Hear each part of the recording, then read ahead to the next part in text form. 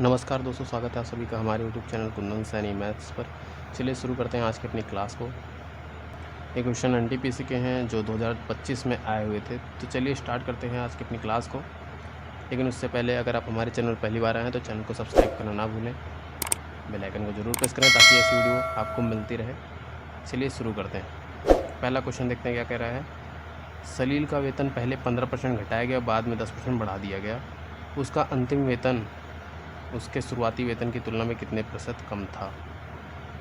कैसे करेंगे, देखिए इसका तरीका होता है परसेंटेज कमी या वृद्धि का, कि परसेंटेज घटाया और यहाँ पे बढ़ाया। घटाने के लिए माइनस, बढ़ाने के लिए प्लस। जो केस होता है सक्सेसिव का वही लगा देंगे। तो परसेंटेज क्या कह रहा है, कितना कम था, तो परसेंटेज कमी होगी कम से कम कहीं ना कहीं, तभी कम कह रहा है। तो percentage decrement is equal to होगा क्या, -15 फिर +10 माइनस 15 × 10/100, यही टोटल डिक्रीमेंट है। कितना आया, -5 इधर आ गया, -1.5 इधर आ गया, ओवरऑल -6.5 का डिक्रीमेंट हुआ है। यहाँ निगेटिव यही शो कर रहा है कि कमी हुई है। तो option number B is the correct answer for this question. चलिए अगले क्वेश्चन की तरफ बढ़ते हैं। आज का दूसरा क्वेश्चन देखते हैं। एक व्यक्ति स्थिर जल में 8 किलोमीटर पर आवर की चाल से नाव चला सकता है, जबकि धारा की चाल 3 किलोमीटर पर आवर है।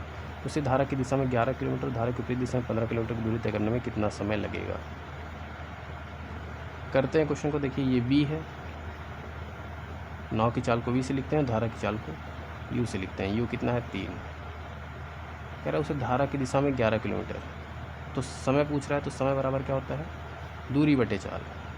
दूरी कितनी है, 11, चाल कितनी हो जाएगी, क्योंकि वो धारा की दिशा में जा रहा है, धारा की दिशा में दोनों चालें जुड़ जाएंगी, 11 प्लस, और कह रहा है धारा की विपरीत दिशा में, विपरीत दिशा में कितना, 15 किलोमीटर जा रहा है। समय कितना लग जाएगा, दूरी बटे चाल, तो दूरी कितना है 15, चाल कितना है, घट जाएगी क्योंकि विपरीत दिशा में है, तो 8 में से 3 गया 5। बस इसी को सॉल्व करना है आपको। तो 1 यहाँ से, 3 यहाँ से, यानी 4 घंटे उसको लग जाएंगे। तो option number A is the correct answer. चलिए अगले क्वेश्चन तरफ बढ़ते हैं। आज का तीसरा क्वेश्चन देखते हैं। नीचे दिए गए समीकरणों के निकाय को XYZ के लिए हल कीजिए। देखिए इसको आप हल करने बैठेंगे तो आपको काफ़ी ज़्यादा टाइम लग जाएगा। बेस्ट ऑप्शन है कि आप बाई ऑप्शन चेक कीजिए सभी रख के। तो जैसे पहले हम रखते हैं x = 0, y = 2 और z = 2। तो यहाँ 0, यहाँ 4, यहाँ 8, 8 4 12 तो आ रहा है। इस वाले में देखेंगे 0, यहाँ 4 और यहाँ कितना आ रहा है, 6, 6 4 10 भी आ रहा है, ये भी सही है। यहाँ 0, यहाँ 4 और यहाँ 2 4 2 6, मतलब कि पहला ऑप्शन गलत हो गया। दूसरा ऑप्शन चेक करते हैं, -2 -1 4। तो -2 पहले में रखेंगे तो -2 -2 -4 और 16 में से 4 गया 12, ठीक। और इसमें रखेंगे सेकंड वाले में तो -4 -2 -6, 4 3 12 में से 6 गया, तो पहला भी गलत और दूसरा भी गलत। अब तीसरा देखते हैं, -2 7 और 0, तो -2 + 14 यानी +12 और ये 0 यानी 12। फिर -4 + 14 और 0 यानी 10, -6 + 14, 14 में से 6 गया 8 और ये 0। तो option number C is the correct answer for this question, क्योंकि सी में सेटिस्फाई हो गया। चलिए अगले क्वेश्चन तरफ बढ़ते हैं। आज का चौथा क्वेश्चन देखते हैं। समूह ए में 45 सदस्य, समूह बी में 31 सदस्य और समूह सी में 48 सदस्य हैं। इन समूहों के सभी सदस्य एक रेस्टोरेंट में गए। समूह ए बी सी में प्रत्येक सदस्य पर व्यय की गई औसत धनराशि क्रमशः 295, 311 और 233 है। प्रति सदस्य व्यय की गई समग्र औसत राशि ज्ञात कीजिए। देखिए क्वेश्चन लेंदी है, इसीलिए बेटर है। इसको शॉर्ट में कैसे करेंगे बताते हैं आपको। इसके लिए सबसे पहले क्या करेंगे, यहाँ पे ए है, यहाँ पे बी है और यहाँ पे सी है। ए में 45 सदस्य हैं, बी में 31 सदस्य हैं और सी में 48 सदस्य हैं। इनका औसत कितना है, 295, इनका कितना है 311 और इनका 233। देखिए ऑप्शन में देखिए तो 270 के आसपास सभी ऑप्शन दिए हुए हैं, तो हम एज्यूम कर लेते हैं कि इनका एवरेज कितना है 270। अब देखिए इस वाले की तुलना करेंगे इससे तो कितना होगा, ये ज़्यादा आ रहा है, कितना 25 ज़्यादा आ रहा है, एक पे 25 ज़्यादा आ रहा है तो 45 पे कितना ज़्यादा हो जाएगा, तो 45 × 25 करेंगे तो 25 × 5 125, यहाँ लिखते हैं 125, 12 25 चौका 112 112, यानी 1125 ज़्यादा हुआ। अब दूसरे वाले से तुलना करेंगे 70 से 311, यानी ज़्यादा है कहीं ना कहीं, कितना ज़्यादा है 41 ज़्यादा है। 41 का मल्टीप्लाई 31 से करेंगे कितना आएगा, 31 सेकंड में 31, 3 31 चौका होता है 124, 3 127, ये हो गया। अब तीसरा देखते हैं ये वाला, ये कहीं ना कहीं कम है, कितना कम है 37 कम है। 37 का मल्टीप्लाई 48 से करेंगे तो इसलिए यहाँ माइनस लगा देंगे। 48 का 37 से मल्टीप्लाई करेंगे कितना आएगा, 7 8 56, 5 7 चौक 28, 8 3 24, 52 5 57, 5 बचेगा, 4 3 12 5 17, तो 1776 आएगा। ओवरऑल ये आया इंक्रीमेंट या डिक्रीमेंट, लेकिन किस में, सभी में। सभी में कौन कौन सा, 48 में, 31 में, 45 में, सब में होगा ना डिवाइड। तो कितना हो गया, 8 1 9 5 14, हासिल 124 में डिवाइड हो जाएगा। तो 270 यहाँ ऑलरेडी है। अब इसको सॉल्व कर लेते हैं तो 5 1 6, 6 में से 6 गया 0, 2 2 7 9, 9 7 16, 9 में 7 गया 2, 1 1 2 3, 13 में 7 गया 6, और यहाँ 1 1 2 ने कैरी लिए थे तो 620 आएगा, और यहाँ 124 कट कर देते हैं। 124 पंचे 620, 270 मैंने पहले माना था, 5 ऐड कर देंगे तो 275 ओवरऑल एवरेज हो जाएगा। तो option number C is the correct answer for this question.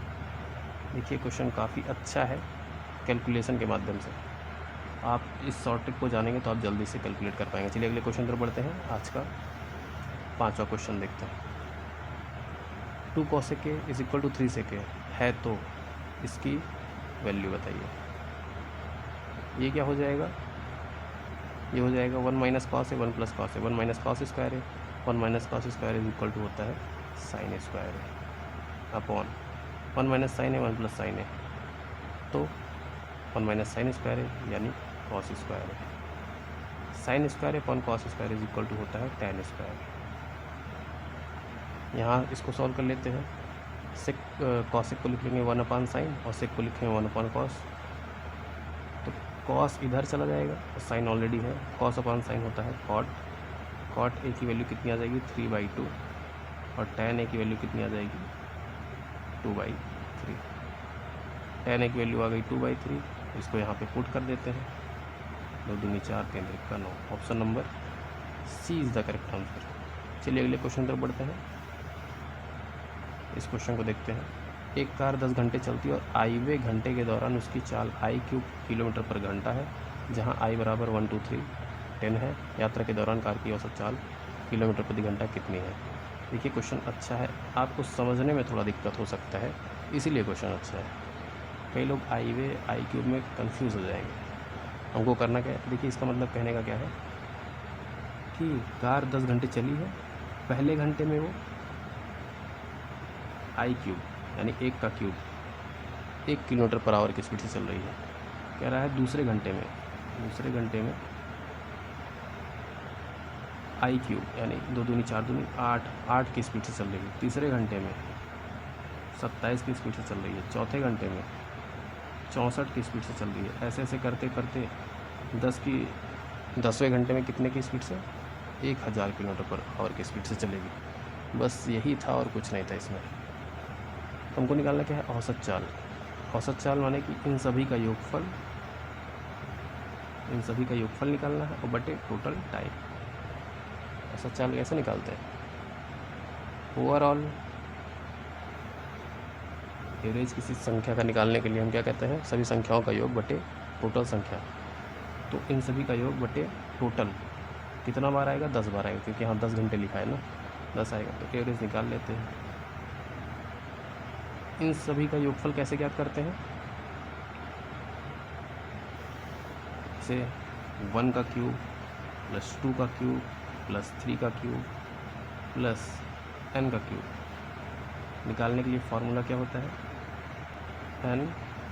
n plus 1/2 इसका होल स्क्वायर, यही फार्मूला होता है। ये आपको याद होना चाहिए, बिना इस फार्मूले को जाने आप इस क्वेश्चन को नहीं कर पाएंगे, टाइम लग जाएगा, कर तो लेंगे लेकिन टाइम लग जाएगा। तो चलिए करते हैं। n की वैल्यू 10 रखेंगे, 10 प्लस 1 11/4 और इसका स्क्वायर यहाँ रख देते हैं। कितना हो जाएगा, 10 10 100 गुणे 11 का 121/4 अपॉन टाइम रहता है। टाइम माने कि टोटल जितना नंबर हो तो 1 2 3 4 ऐसे करके यहाँ टोटल 10। कितना आ जाएगा, 0 से 0 कैंसिल, तो 121 और 0/4 तो 4 तिहाई 12, 0 लगाएंगे, 4 दूनी 8 और 4 5 से 20, 302.5 किलोमीटर पर आवर उसकी औसत चाल है। और यही हमारा राइट आंसर होगा, option number D is the correct answer. Question अच्छा है, you can again star market. चलिए अगले क्वेश्चन की तरफ बढ़ते हैं। आशीष के पास 1404 है, वह इस धनराशि को अपने दो बेटों वरुण और महेश के बीच विभाजित करता है और उन्हें अपने अपने हिस्सों की 8% वार्षिक ब्याज दर से निवेश करने के लिए कहता है। जहां ब्याज वार्षिक रूप से संयोजित होता है, यह पाया जाता है कि वरुण के निवेश का मूल्य 17 वर्ष बाद उतना ही होता है जितना महेश के निवेश का मूल्य 18 वर्ष बाद होता है। तो आशीष ने महेश को कितनी धनराशि दी थी। ये भी क्वेश्चन अच्छा है, इसको स्टार मार्क कर सकते हैं आप। कैसे करेंगे इसको, देखिए यहाँ संयोजित का है, मतलब कि ये कंपाउंड इंटरेस्ट का क्वेश्चन है। उसका फार्मूला क्या होता है अमाउंट निकालने का, A बराबर P 1 प्लस R/100 ये फार्मूला होता है। बस इसी फार्मूले में रखना है, आंसर आ जाएगा, क्योंकि अमाउंट हमको सेम करना है। तो अरुण का मान लेते हैं x, महेश का मान लेते हैं 1404 माइनस x। इतना रुपए दिया गया होगा, ये अरुण का है और ये महेश का है, बस रखते हैं और दोनों का अमाउंट इक्वल कर देंगे। तो अरुण का x हो जाएगा, इसमें रख रहे हैं, इसमें 1 प्लस रेट कितना है 8/100, समय कितना है अरुण के लिए 17 साल, बराबर महेश का कितना है 1404 माइनस x, वही 1 प्लस 8/100, इसका टाइम कितना है 18 साल। इसी को सॉल्व करना है। देखिए ये x है, 1404 माइनस x है, तो डिवाइड हो जाएगा। ये इधर जाएगा तो यहाँ पे 18 में से 17 घट जाएगा, यानी 1 आएगा। इसको कट कर देते हैं तो 2 चौक 8, 2 पंचे 10, 2 दूनी 4, 25 दूनी 50, यानी 25 से करना 25 तो 27/25 आ गया। उसकी पावर 1 का मतलब वही, मल्टीप्लाई कर देते हैं इसको। कितना आ जाएगा 25x इधर, 27x इधर, 27 इधर चला जाएगा तो 52x इज इक्वल टू कितना हो जाएगा 27 गुणे 1404। इसको कट करते हैं 13 से, 13 चौका 52, 13 का नम 13, 1 बचेगा 104 हो जाएगा, 13 104, 4 से कट करते हैं, 4 दूनी 8, 4 7 28, तो 27 का स्क्वायर। एक्स की वैल्यू कितनी आ गई 729। एक्स हमने किसको माना था अरुण को, तो अरुण की वैल्यू आ गई 729। तो महेश की वैल्यू कितनी हो जाएगी 1404 माइनस एक्स। तो इसमें से 700 घटा देते हैं, तो 14 में से 9 गया 5, यहाँ बचेगा 9 में से 2 गया 7, 13 में से 7 गया 675 रुपये आ गए महेश का निवेश। तो महेश को कितने रुपए मिले थे 675। Option number B is the correct answer. चलिए अगले क्वेश्चन पर बढ़ते हैं। आज का 8वां क्वेश्चन देखते हैं। निम्नलिखित बंटन का बहुलक ज्ञात कीजिए। 10 से 15, 15 से 20, 20 से 25, 25 से 30, 30 से 35, 35 से 4, यहाँ 40 है, 30 48 ये सब दिया हुआ है। बहुलक का फार्मूला आपको मैंने कल बताया था, क्या होता है मोड निकालने का जब भी कभी क्लास इंटरवल दिया हो।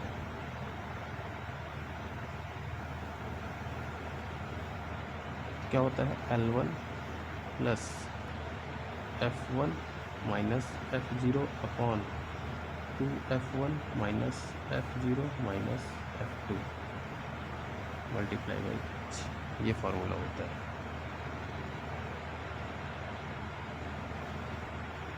ये फार्मूला होता है, ठीक। इसी में रख देते हैं डायरेक्ट वैल्यू। L1 सबसे ज़्यादा, देखिए सबसे ज़्यादा जो होता है वही बहुलक होता है, तो 72 यहाँ सबसे ज़्यादा है तो यही बहुलक है। और इसका ये क्या हो गया, क्लास इंटरवल, तो 20 प्लस F1 यानी यही 72, F0 उसके पहले वाला 48 अपॉन 2F1 144 माइनस F0 ये है और F2 ये है, तो 48 और 36 कितना हो जाएगा 84। हाइट मीन्स इन दोनों का डिफरेंस, 25 में से 20 गया तो 5। सॉल्व कर लीजिए, 20 कितना आ जाएगा 24, नीचे आ जाएगा 60 गुणे 5,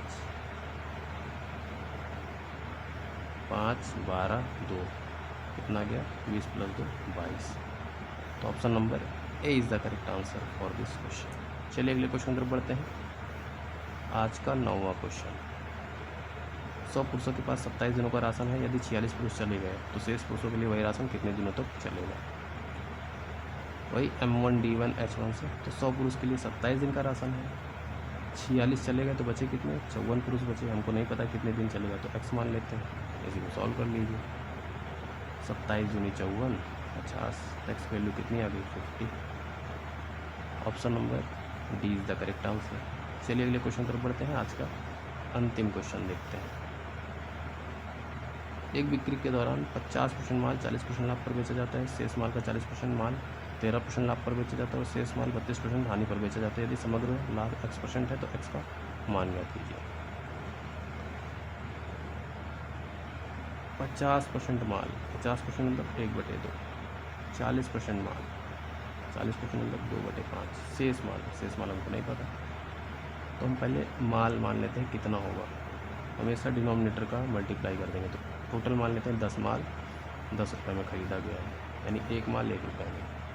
अब क्या कह रहा है 50% माल, 50% मतलब 5 माल, 5 माल को कितने रुपए में ख़रीदा गया होगा 5 रुपये में, लेकिन 40% लाभ पर बेचा जा रहा है। 5 चौक 20, 2 रुपये का प्रॉफिट हो रहा है, 7 में बेचा गया है इसको, प्लस कह रहा है शेष माल का 40%। अब बचे हैं कितने 5 का 40% कितना होगा 2 माल 2 रुपये में, कह रहा है 13% लाभ पर, 13 दूनी 26, यानी 2.26 का इस पर प्रॉफिट मिला है। आगे कह रहा है शेष माल कितना 3, इसको 32% हानि पर, तो 32 देंगे 96, यानी 0.96। 3 माल 3 रुपये में ख़रीदा गया है, लेकिन 0.96 का हानि, तो 2.04 में ख़रीदा गया होगा। तो ओवरऑल कितने में ख़रीदा गया है 7 2 9 9 2 11, 11.30 रुपये में इसको बेचा गया। और ख़रीदा कितने में गया था 10 रुपये में ख़रीदा गया था, 11.30 में बेचा जा रहा है। प्रॉफिट कितने का हो रहा है 1.3 का, कितने पे 10 पे मल्टीप्लाई बाई 100, और ही प्रॉफिट परसेंटेज होगा कितना आ जाएगा 13%। Option number B is the correct answer for this question. I hope आपको आज की वीडियो अच्छी लगी हो।